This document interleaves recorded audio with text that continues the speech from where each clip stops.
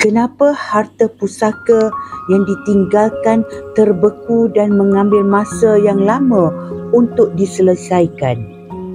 Realiti tentang harta. Semasa hidup, pemilik harta mempunyai kuasa mutlak atau milikan penuh untuk simpanan, jualan atau pindah milik harta yang dimiliki.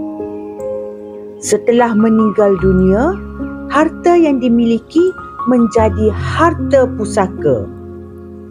Harta masih pemilikan si mati. Adakah anda pernah terfikir, siapa yang ada kuasa untuk proses pindah milik geran? Siapa yang boleh tutup akaun si mati?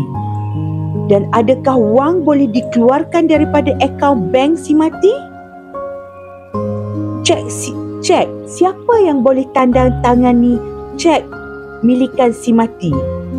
Dan adakah perniagaan boleh ditukar milik? Fikirkan.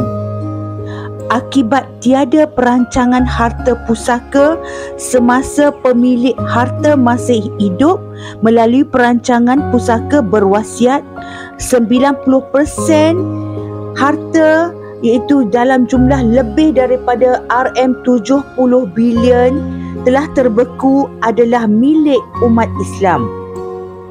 Apabila harta telah terbeku, banyak perkara yang boleh memberi kebaikan kepada si mati dan waris faraid kepada si mati dengan harta yang dimiliki tidak dapat dilaksanakan. Bayangkan RM70 bilion harta yang terbeku, berapa banyak nilai zakat yang tidak dapat dilunaskan sebelum surat kuasa dikeluarkan bagi menjalankan proses penyelesaian harta pusaka. Duit sebanyak ini, nilai zakat ini boleh digunakan untuk membantu waris dan juga asnaf yang benar-benar memerlukan pertolongan, dan ia boleh memberi kesan juga terhadap ekonomi secara keseluruhan. Ia juga memberi cabaran bagi waris faraid iaitu anak-anak, isteri, ibu ayah atau adik-beradik untuk menjalani kehidupan apabila si mati telah meninggal dunia, tetapi harta si mati tidak dapat digunakan untuk kelangsungan hidup mereka selama mana surat kuasa untuk menjalankan proses penyelesaian harta pusaka tidak dijalankan. Hutang si mati jika ada, ia tidak dapat dilunaskan dengan kadar segera kerana tiada perancangan dilakukan semasa si mati masih hidup. Bagaimana hutang ini dapat dilunaskan dengan kadar segera apabila pemilik harta ini meninggal dunia?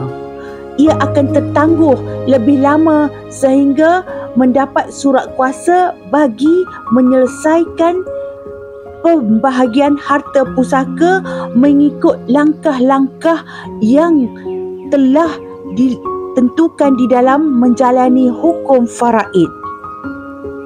Fikirkan.